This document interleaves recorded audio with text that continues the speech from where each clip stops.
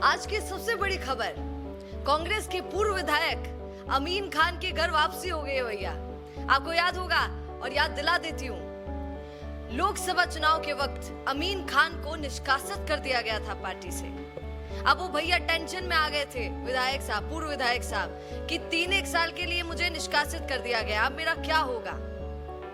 तो इसीलिए अब निष्कासन को वापस ले लिया गया। उन्होंने अपनी अर्जी दूर तक लगाई थी, बोला जा रहा है कि दिल्ली तक पहुंच गई थी अर्जी, और तब जाके ये पॉसिबिलिटीज आज हो पाई हैं कि निष्कासन को वापस ले लिया गया। अब लेकिन आज सवाल मन में कई लोगों के ये उठेगा, थोड़ा सा पास में लेकर आपको जाऊंगी, कि क्यों अमीन खान को निष्कासित कर दिया गया था और क्यों अब वापस ले लिया गया। दोनों मुद्दों पर बात करेंगे। क्यों निष्कासन हो गया था? लोकसभा चुनाव के वक्त हमने देखा था कि कैसे अमीन खान ने विरोध किया था अपनी ही पार्टी का, क्योंकि पार्टी ने अमीन खान पर भरोसा नहीं दिखाया। 66 साल के थे, बल्कि भरोसा किसी और ही पर दिखाया। वो थे उमेदाराम बेनीवाल।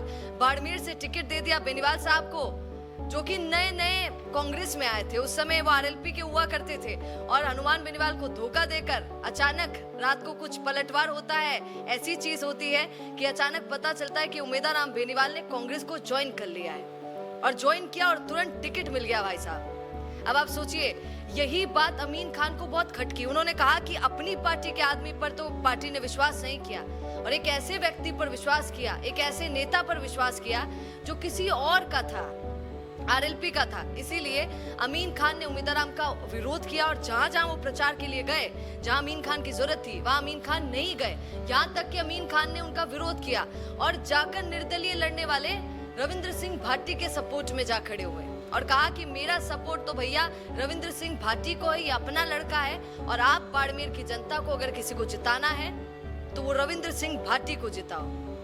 चाहे ट्विटर ले लीजिए, चाहे सोशल मीडिया का कोई प्लेटफॉर्म ले लीजिए, प्रचार प्रसार के लिए हर एक मंच पर अमीन खान ने रविंद्र सिंह भाटी का प्रचार किया भाई साहब। और यही बात सबसे बुरी लगी हरीश चौधरी को, और हरीश चौधरी ने पार्टी से कहा कि इनको तुरंत निष्कासित कर दीजिए, और ऐसा ही हुआ। अमीन खान को निष्कासित कर दिया गया। और यही कारण है, अभी जब बाड़मेर में संविधान बचाओ रैली हुई थी कुछ महीनों पहले, तो आपने देखा होगा कि अमीन खान कैसे नारे लगवा रहे थे अपने ही लड़कों को इकट्ठा करके, और मेवाराम भी वहां पर थे। मेवाराम जी क्यों वायरल हुए, कौन है, ये शायद मुझे बताना नहीं चाहिए, आप सब समझ जाएंगे। तो मेवाराम जी को साथ लेकर अमीन खान लोगों को, कांग्रेस के कई कार्यकर्ताओं को नारे लगवाने लगे कि हरीश चौधरी मुर्दाबाद, और उसी दिन हरीश चौधरी को गुस्सा आ गया। हालांकि अमीन खान की अब ये क्योंकि वापसी हो गई है, तो भैया मानना पड़ेगा कि हरीश चौधरी कुछ कर नहीं पाए।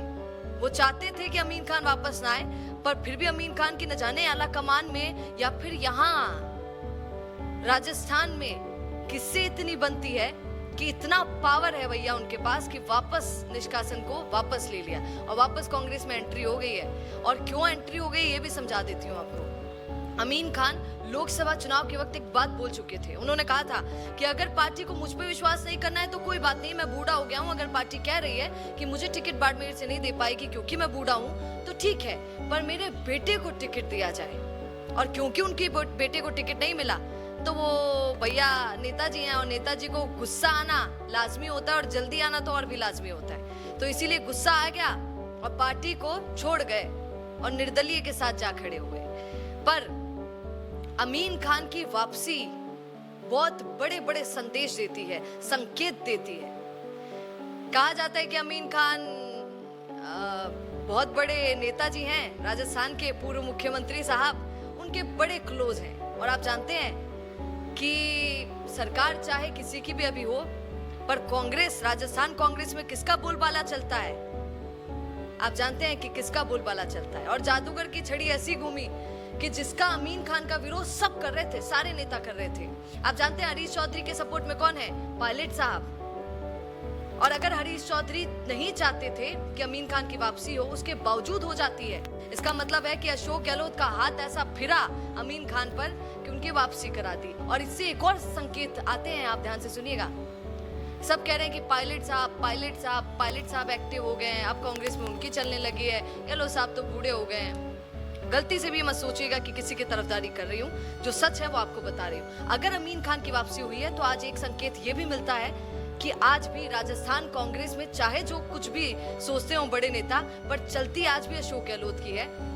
और वो कितनी चलती है आपको अमीन खान की वापसी से पता चल गया होगा। पर इस पूरी खबर पर और अमीन खान क्यों वापसी की है ये भी आपको बता दूं, अपने बेटे के खातिर वापसी की है भैया।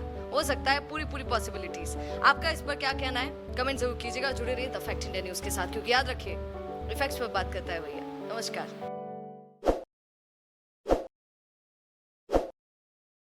ताज़ा खबरों के लिए विजिट करें द फैक्ट इंडिया की वेबसाइट और डाउनलोड करें द फैक्ट इंडिया ऐप।